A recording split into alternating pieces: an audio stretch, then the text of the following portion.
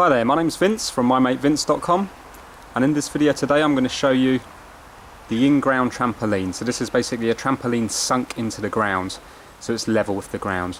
Now these are still kind of rare, there's not that many companies that do them. Well, here in the UK there's not many anyway, and they're ideal if the garden's not very big. So my garden here is quite small, so the problem is the kids love the trampoline, and with a 10-foot trampoline in the middle of a small garden, it takes over the whole garden. So although trampolines don't look great, when they're in the ground they don't look as bad as when they're sticking 8 foot high in the air. So on a bigger garden as well it would also look good, because the further away the trampoline is from, for example, your patio, then it will blend in more. Because it's flat with the ground, you won't see it as much. Or what some people do is they put the mud like a donut around the edge, like a ring donut around the edge of the trampoline, so when you're looking at it from a distance the grass grows over the hump and then it completely hides the trampoline. Now the kids love the trampoline, so I was forced when I was doing the garden to put one in, but it is a lot of work digging to get the trampoline in, but it is once it's in the ground it is worth it. And the kids seem to enjoy it more than a normal trampoline because they sort of do more stunts jumping onto it and off it and stuff. Obviously I suppose there is a slight bit more danger than a trampoline that's enclosed with a net.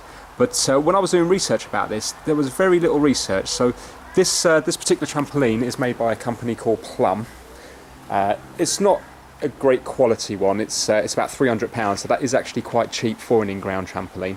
But what I'm going to do is I'm going to just show you the instructions, because when I was doing the research to begin with, I had real trouble trying to find out anything about it, because in the UK there was only really 3 that I could choose from. There was the Plum one, there was another one, but the other one sat about I think it sat about 7 inches off the ground. So it's an in-ground one, but it was still a lot, it was coming up from the surface, so I didn't like the look of it. And there was another company that do them, but it was about twice the price. So this one here was, I think it was roughly around £300. I've had a quick look online now and it does seem to be out of stock in a lot of places, but it's still about £300. But the other ones were up in £700. But what I do like about this Plum one, it actually allows the air to come out through the mesh itself. So some people drop a normal trampoline, like, you know, the trampolines that you get for £100. Some people dig a massive hole and drop that in, but then they have to have separate pipes coming out of the ground, because what happens is, if you were just to drop the trampoline in the hole, when you're jumping down on it, all that air has to go somewhere, and if it can't escape, it just bounces the trampoline back up again. So basically you lose your bounce.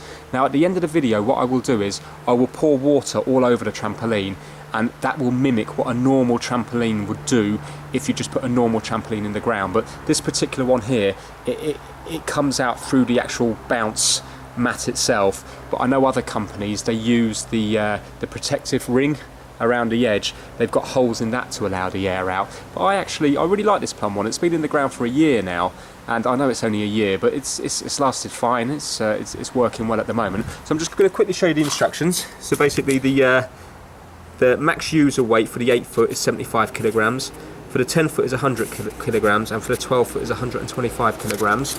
I'm just going to go through.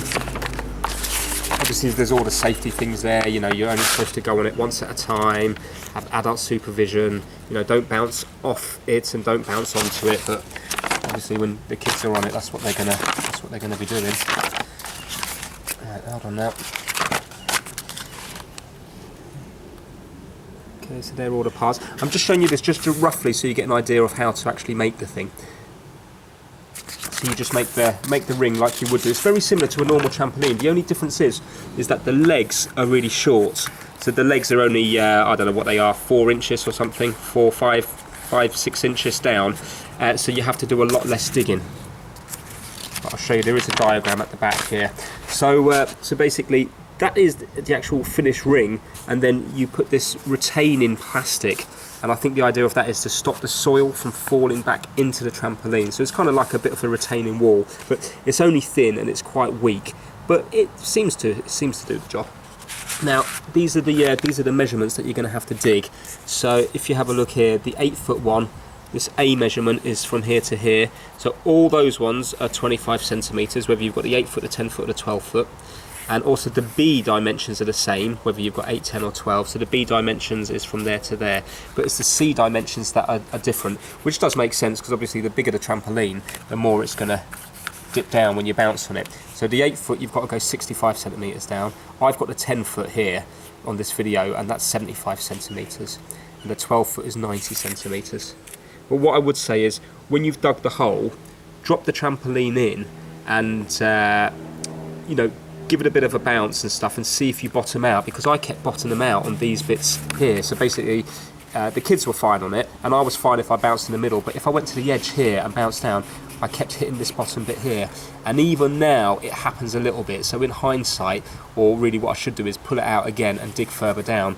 But to be honest, because I was doing this myself, I got sick of digging, because I was digging this for weeks on ends, because I thought it would take a few days, but I'm not very good at digging, and it took me absolutely ages, and I was doing it by hand with just a shovel and a pick. So yeah, basically that's the idea there. And when you come to put the springs on, it's exactly the same as a normal trampoline when you do like opposite ends. But it was this bit here I wanted to show you, because this is the important bit, and I couldn't find this information on the internet when I was installing it. So I'm just going to show you it now on the actual trampoline itself, so you get a better idea. So if we just lift up these bits here, you can see, so the springs are here, and then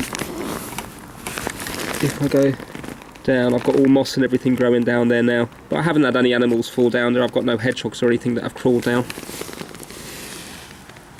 And they're the legs here, so they're quite, as you can see, they're quite, compared to my hand, they're quite short.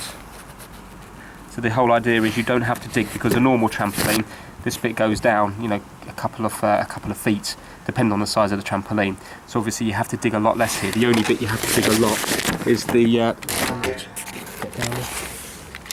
only bit you have to dig a lot is the middle bit down here.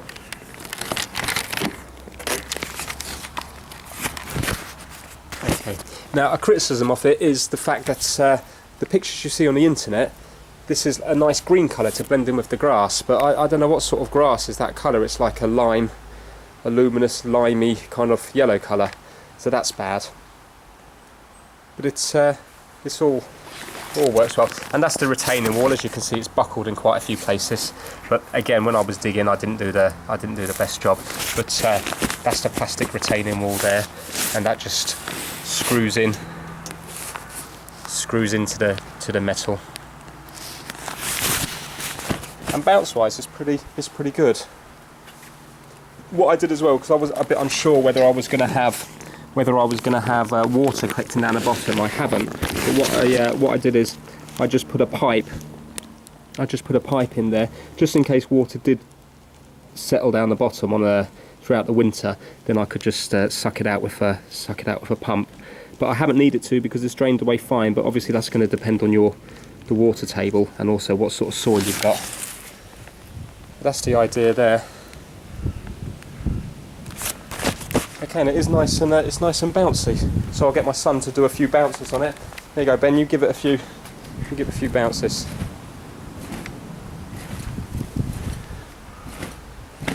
Yeah. So, I mean, I suppose it depends on the quality of the trampoline. But the trampoline we had before was just an 8 foot enclosed one above ground, and this is definitely bouncier than that. But it could be just because it's 10 foot. But I suppose it depends on if you've got a £400 or £500 overground trampoline, then it's probably going to be a lot better than this one, because they do mark the price up a lot because it's an in-ground one, just because it's rarer. But it's pretty good, you see. So it's nice, and try to bounce high in the middle, Ben. So it's nice and bouncy. And the good thing as well, it doesn't make much noise, because the old trampoline we had, it really made a lot of noise, because it was like because the metal legs were just noisy. But on this one, it's not as irritating, so it's pretty good. So what I'm going to do now is I'm going to squirt the trampoline with water, and then you can see how much the difference on you see the protective ring, the lime green ring. At the moment, when he's bouncing up and down, it doesn't make a huge difference. But when I put water on it, you'll see that all the air will be escaping around the edge here. Okay, so now it's soaked with water, and as you can have a look, right, try and bounce now, Ben.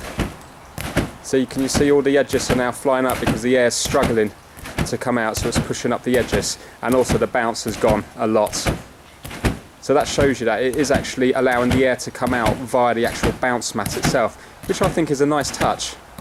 So this is what would happen if you just put a normal trampoline and put it in the ground without putting pipes from underneath going into separate parts of the garden to let the air out. So you really do need to get an in-ground trampoline. Okay, thanks a lot for watching. Hope that was helpful. If you enjoyed it, give it a thumbs up, subscribe if you want more how-to videos. Thank you.